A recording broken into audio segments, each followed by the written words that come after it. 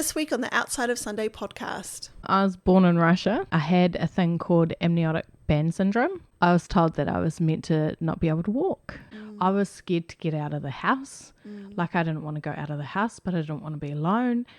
He was not an easy first baby. It was torture. It's such a taboo subject. And I was like, I'm going to talk about it. It's so important to know that even though you feel like you're the only one, it's so common. Hey, you're listening to the Outside of Sunday podcast. Is your faith stuck on Sunday? Christianity was never meant to be constrained to a weekly church service. I'm Krista, and I'm here to help and encourage you to live your faith outside of Sunday. All right, everyone, welcome to this episode of the Outside of Sunday podcast. Today we're talking with my lovely friend Vika. Hi. And I'm so excited just to even sit down without children.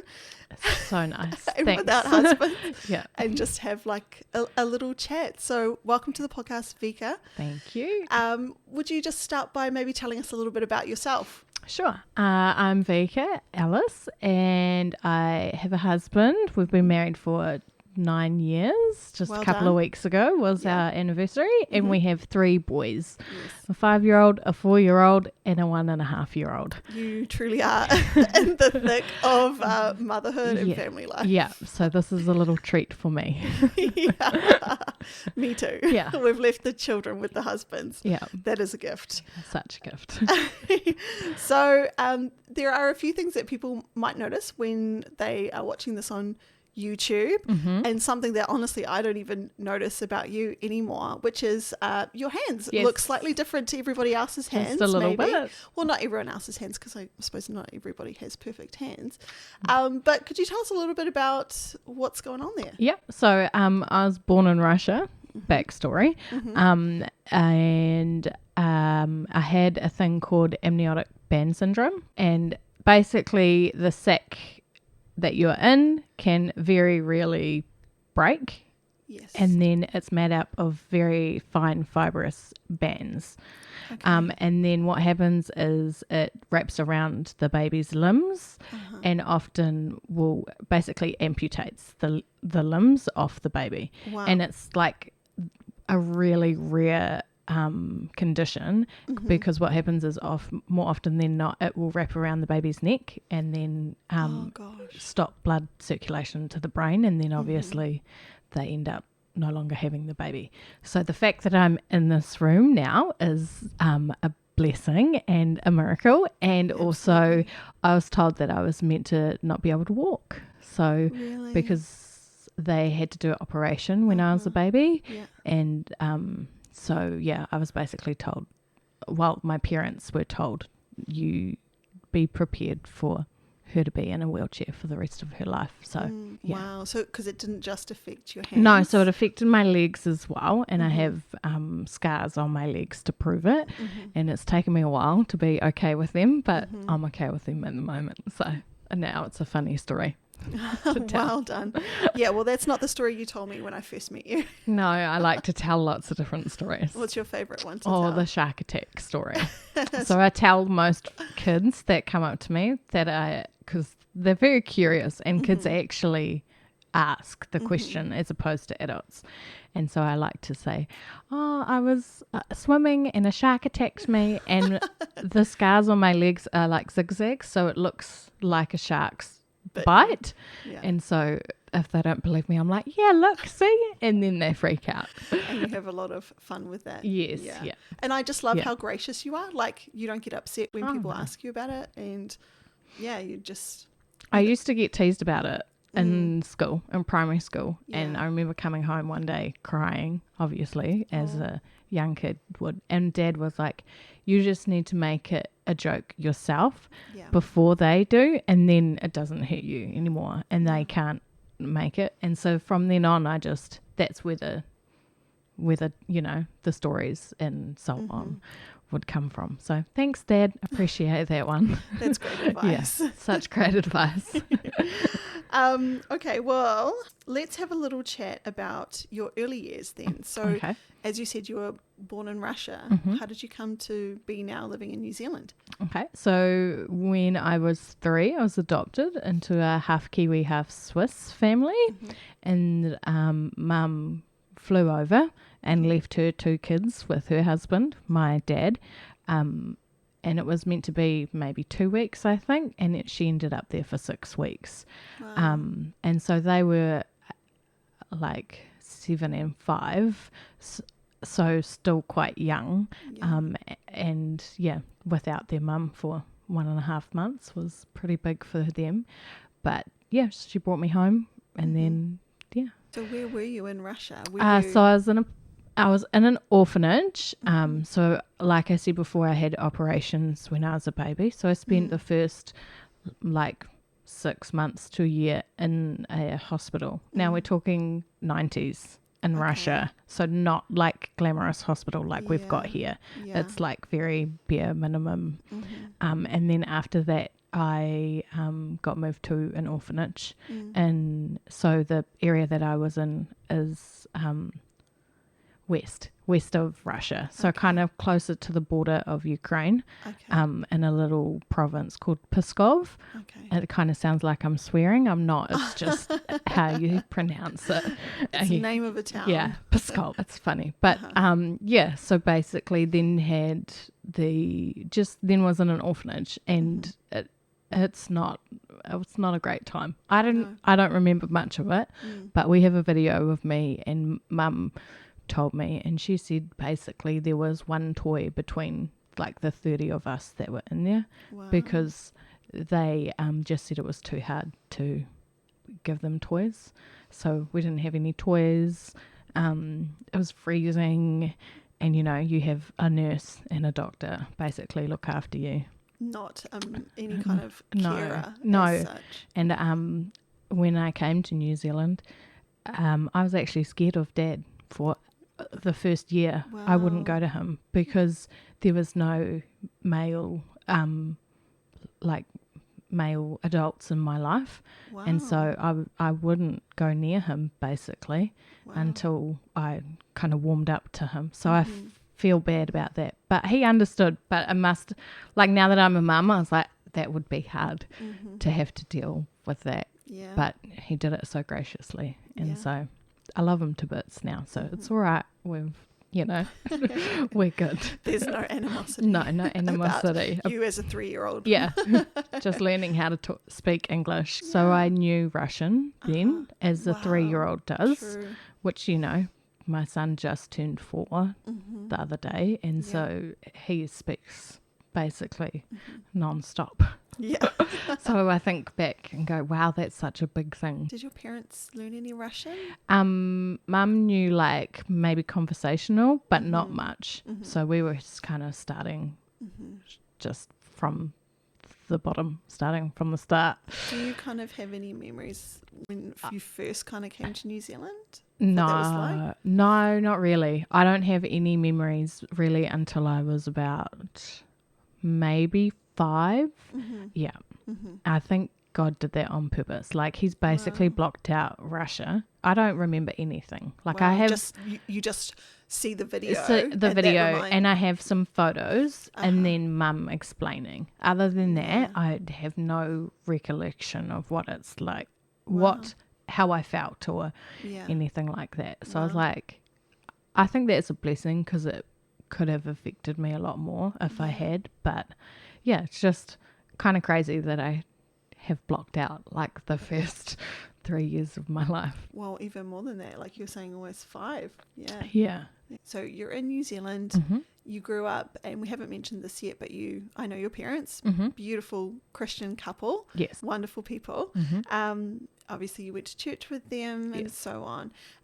As you were growing, what point did you kind of get to making your faith your own rather than just going off of your parents' faith and going to church and stuff like that? Do you remember a point where that kind of came about? I think it might have been when I was about 15. And so I was going to youth group every Friday night and going to my parents' church on the Sundays. And it got to the stage where I was like, actually, I'm not happy in the youth group that I'm going to because it's not giving me what I want in terms of, like, I'm not learning about God in the depth that I was wanting. Oh, really? It was like I felt like it was a surface level. We were just hanging out on a Friday night, which is cool and fun. But for me, I was at the stage where I was wanting more. And so I remember going to my parents and saying, I don't think this is the right fit for me. Can I find another youth group? And that's where I landed to the youth group that I'm now a part of the church. And then on Sundays, I was still going to church with my parents at their little, like they made their own church. And so I was going to their church. So it was like a house church. Yeah, basically a house church. And I was the youth. So that's why I went to a different youth as to Well, I'm not surprised. where our church You're was. the only youth. And so then from there, I started kind of going to the church that I'm at now by myself and like moving away from my parents' church. Not because I didn't appreciate it or so on. I just needed a different environment. And I guess from there, that would have been the moment that I,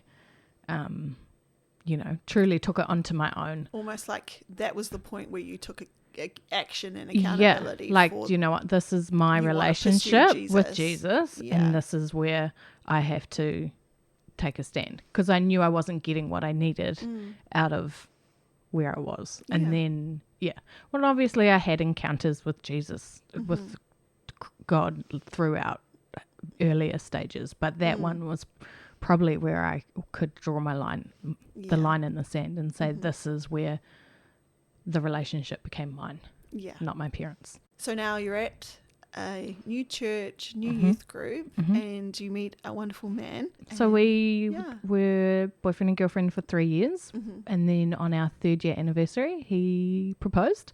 Obviously, I said yes, and then we were married 6 months after that.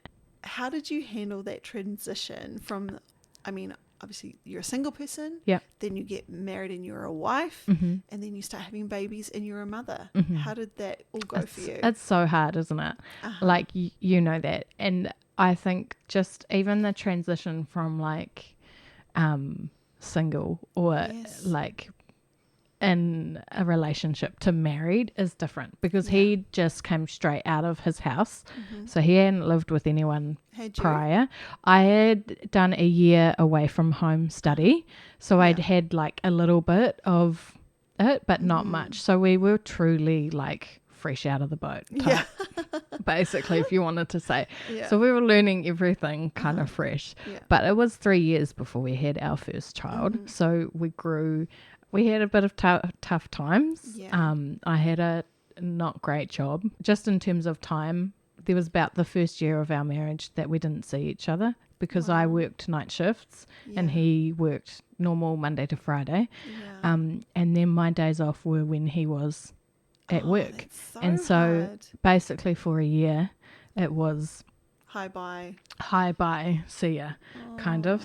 And then I ended up having to make the decision what was more important, my career, which I was actually doing quite well in, and I was moving forward and upwards on the ladder, or my marriage and what God wanted our marriage to be. And so I chose our marriage and basically resigned from the job. And so that was a big step for us in that marriage thing, because that was me choosing him and us, which I'd never had to do before, and just realizing that God wanted us to not be like apart. Well, like, that's it. It's the two become one. And that was really hard, because I was truly doing really well in my career in terms of like where I was heading and where they were wanting me to head.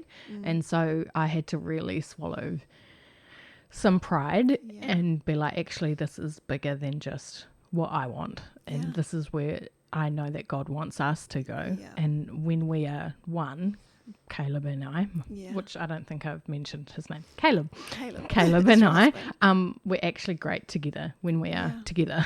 You are. And so that was, a hard thing to do, but that set us up. And then when our first came along, it was another ball, another juggle that we had to do. We had to figure out how we were still husband and wife while I was dealing with you know, being a new mum, and I had giant anxiety, like postpartum anxiety, and probably borderline depression on top of that. I was scared to get out of the house. Like, I didn't want to go out of the house, but I didn't want to be alone. Just big crowds caused me to have huge panic attacks, like fully like sweating, cry, like I couldn't barely breathe.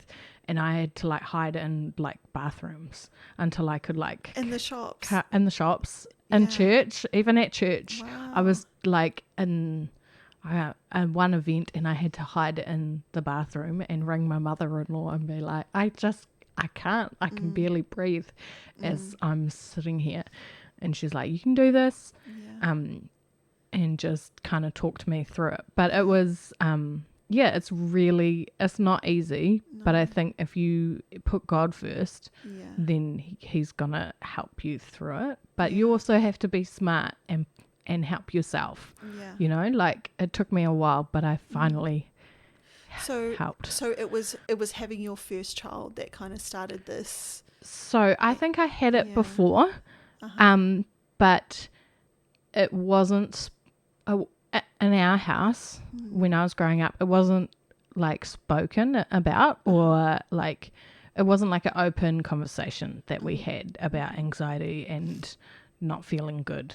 And that's nothing against my parents. I love them. It just wasn't really a topic of discussion. In the 90s and early 2000s, it was never really talked about. No. And now that I look back, I have really had it all the time. Wow. But it was my first son, Judah, who, after having him, that really brought it all up. And I think it brought up being born in Russia and all the early days got brought back up, and it was really hard to deal with.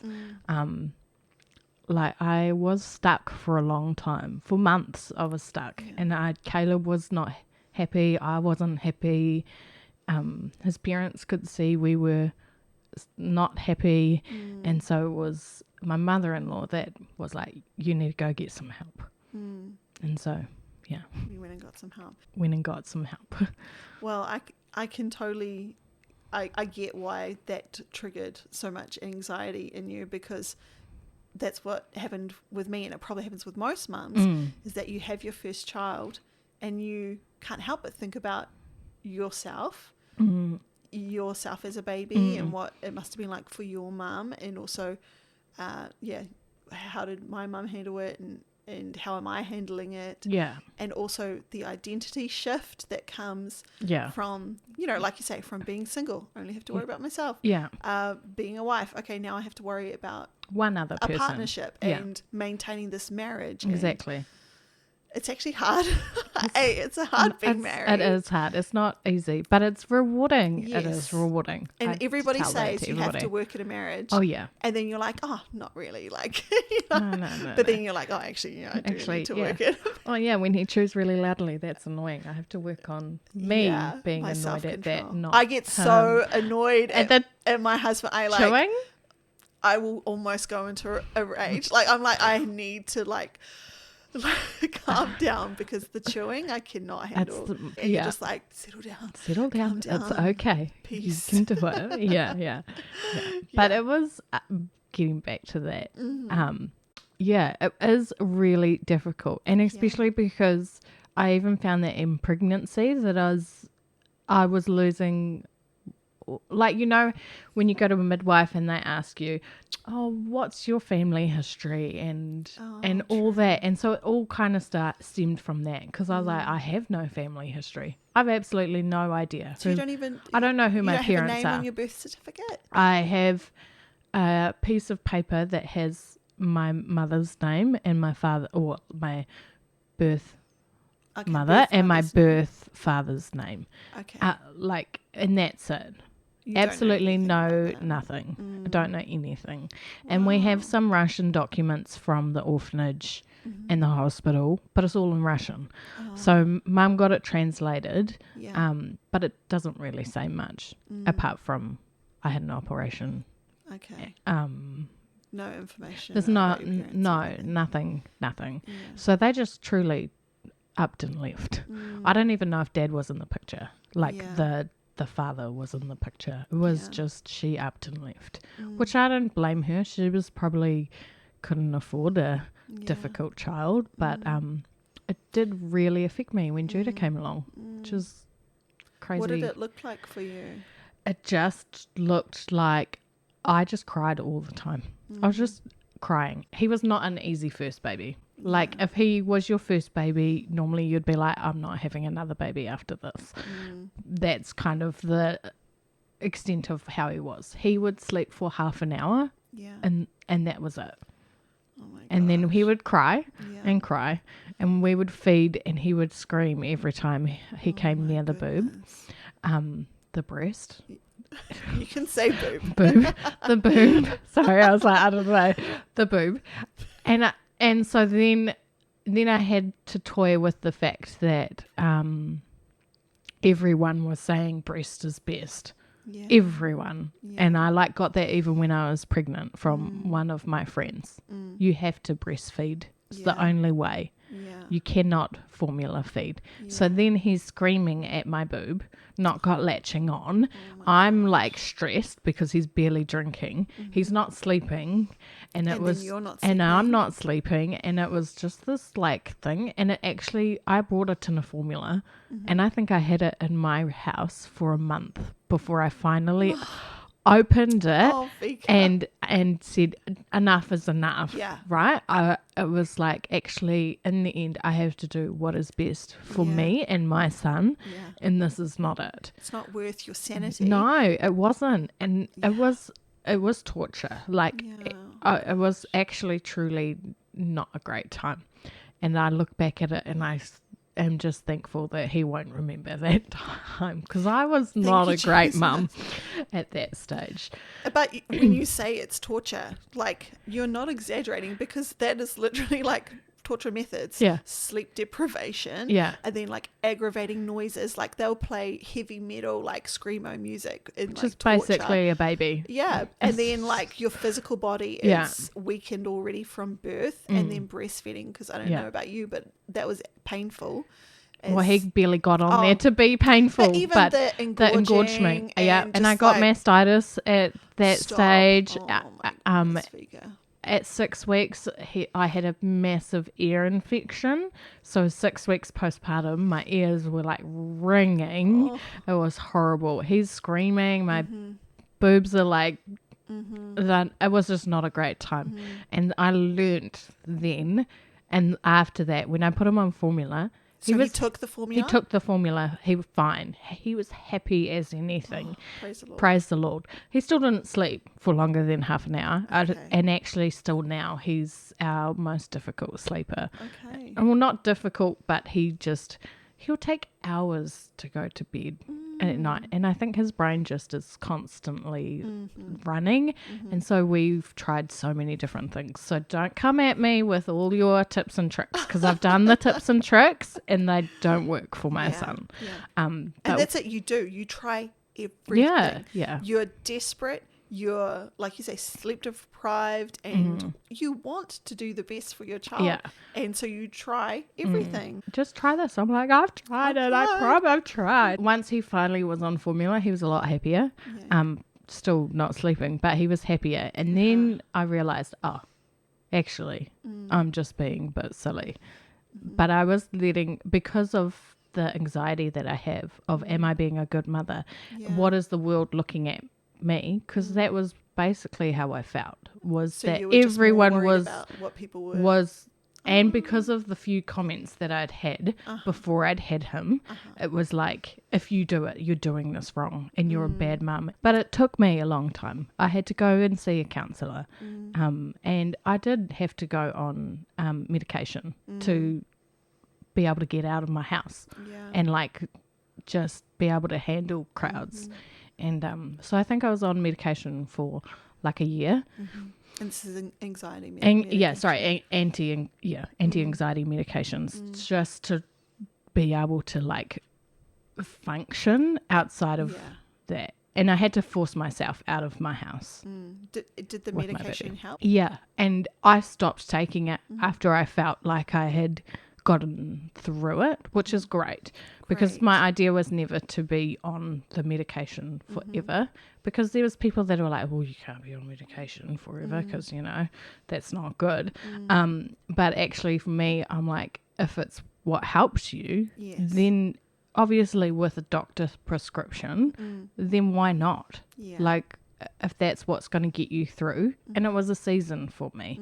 I just needed something extra. Yes, I'm glad you did, because it would have looked very different. It would have looked very if I hadn't. And actually, kudos to my mother-in-law for pushing that. Well, she was the one that said, you can't keep going on the way that you're going on, because it's not healthy for you or for Judah or for Caleb and for the rest of us that are watching you like spiral out of control. It was not a great time, and I feel like I'm sorry, family, that I put you through that. But this is something that happens to a lot of mums. So many people don't talk about it. Yeah.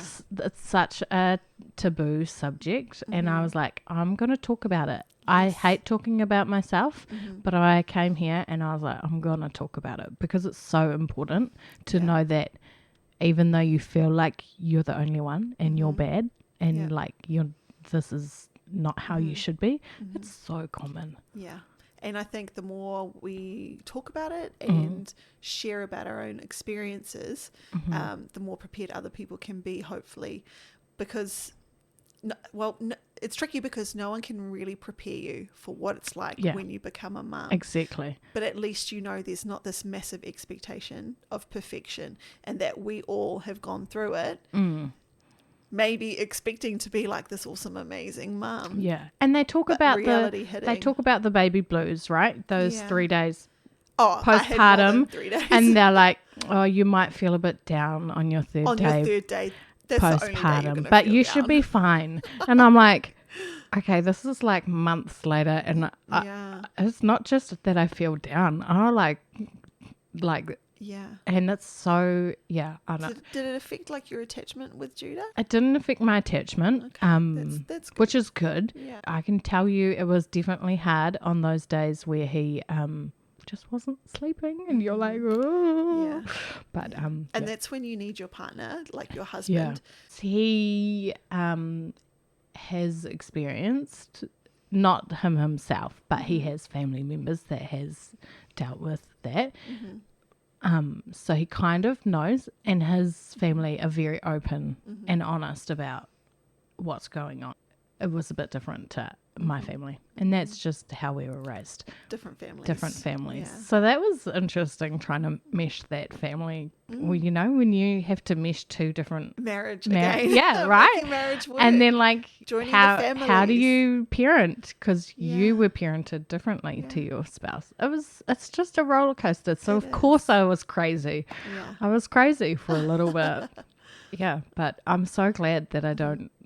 And I still have that feeling. Do you recognize like when it's coming? But I can totally now pinpoint almost before it happens that this is going to happen. And I managed to be able to like pull myself out of it before. How do you pull yourself out of it? I go to the word and I pray. Really? And that's where I pull myself out, because I know that that's the ultimate, like he's the ultimate answer. But it's taken me. Like what? Judah's almost 6 now. It's taken me 6 years to like get to that stage. And I think in the past year, I've just totally seen a different, like I just feel different with my relationship with the Lord, and just how I'm handling myself. Because I'm not saying that I'm healed from my anxiety and my depression.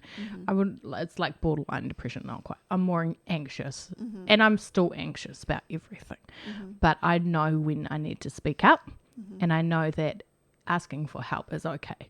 And that's what probably is totally different to then 6 years ago, when I just was just so unsure. And now I don't let so many people bombard me with what I should be doing as a mum. Do you mean like you've limited your friends group, or do you mean you've limited like the effect that people's words have on you? I think I just stopped letting what other people say affect me, and I didn't put it on my shoulders. Wow. So That's great.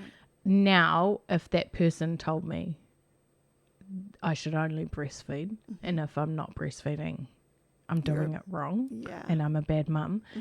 If I had been told that now with my last child, maybe it would have been different. Like it wouldn't have had such an effect because, like I'd said, I was scared to put him on formula.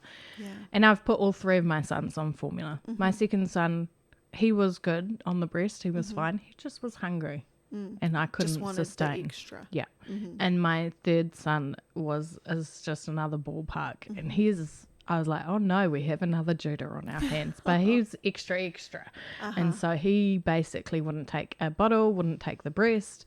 I expressed exclusively for 6 weeks. Wow. And it would take me about an hour. Expressing exclusively, like, I'm sorry, but that is a feat. Yeah. Like, I don't know. Literally. The mums will understand. It would take me about an hour to express and you just for a meal, for his bottle. Yeah. It would take me about over an hour to feed him because he was so difficult. But we had extra things on top of just the feeding, like there's extra with him.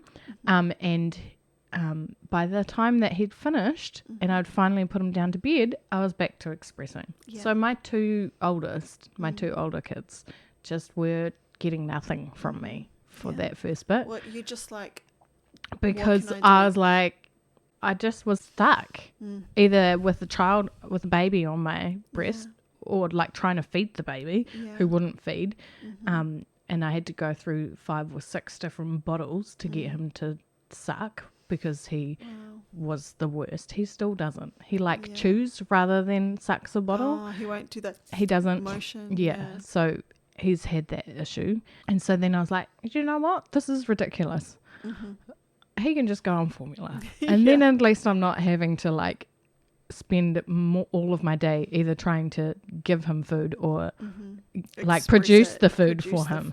So then my kids got me back a bit, which was nice, I think, for them as well as me. And that saved my mental health this time around because I had bigger fish to fry with my third child. So you've already got 2 running around. Yeah, I was in the thick of it, and I think God saved me there. I would be in a totally different position than I am now. Wow. I'm like happy. Yay. We're thriving. Yes. Jesus is amazing. So good. He's done miracles in our family. Like I cannot be happier. Yay. Praise the Lord. Took us so 9 glad to hear it. Took us 6 years, but that's okay. But it does, it takes years and years sometimes. Absolutely. And do you feel like you've worked through a little bit in that time how you feel about your home, like your homeland, like the time that you were in Russia? Do you feel like you've worked through that? Coming up next week on the Outside of Sunday podcast. So there was this girl, same age as me, from Russia, at the same orphanage. So same name, same orphanage, was adopted to a Kiwi family. And actually my in-laws knew her. I just realised, actually, you can't do this without him. Jesus saying, my yoke is easy, my burden is light. We have so many burdens that we can put on ourselves. Congrats, you made it to the end of this episode of the Outside of Sunday podcast. Thanks for the support. Become an official outsider by liking and subscribing and leaving a 5-star review. You can connect with me on Instagram or Facebook. Just search Outside of Sunday podcast, and don't forget to let someone you know about this podcast.